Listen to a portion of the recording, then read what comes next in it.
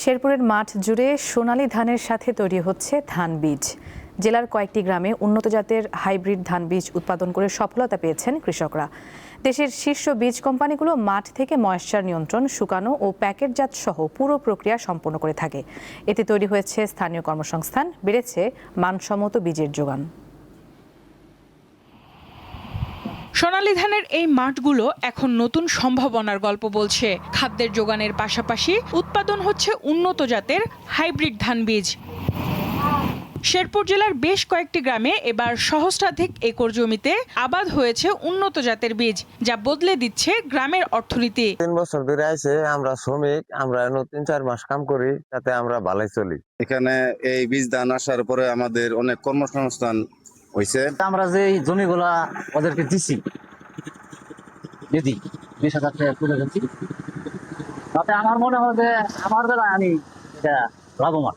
একাধিক বীজ কোম্পানি স্থানীয় কৃষকদের জমি নিয়ে উৎপাদন করছে ধান বীজ।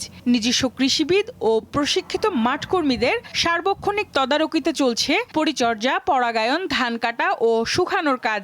শ্রমিক শ্রেণীর মানুষের সুবিধা হয়েছে সবচেয়ে বেশি। যেখানে আমাদের এই প্রজেক্টে যে শ্রমিক লাগে, কৃষক যদি নিজের জমিতে ফসল আবাদ করতো, এত শ্রমিক লাগতো না, এর অর্ধেকেরও কম শ্রমিক লাগতো।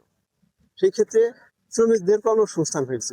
এই জমিগুলা কৃষকরা আবাদ করলে তো ওইভাবে লাভবান হইতে পারে না। তারা তো ওই পাবলিকের কাছে দিয়ে গেলে 1 একর জমি মিটায় দেয়, ওই 8,000-9,000 টাকা পাই। আমরা এই জায়গায় আপনার 14,000 টাকা একর দিচ্ছি। আগামী বছরগুলোতে উৎপাদন আরও বৃদ্ধি পাবে বলে আশা জেলা বীজ প্রত্যয়ন অফিসারের। কিভাবে উন্নত জাতের হাইব্রিড বীজ উৎপাদন করা যাবে এবং মানসম্মত বীজটা তারা যাতে সরবরাহ করতে পারে, এ ব্যাপারে আমরা তাদেরকে বীজ প্রত্যয়ন এজেন্সি শেরপুরের পক্ষ থেকে পরামর্শ দিয়েছি।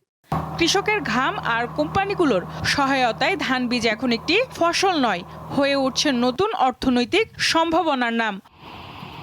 সঞ্জিদা প্লাবনী, দীপ্ত, বার্তা কক্ষ।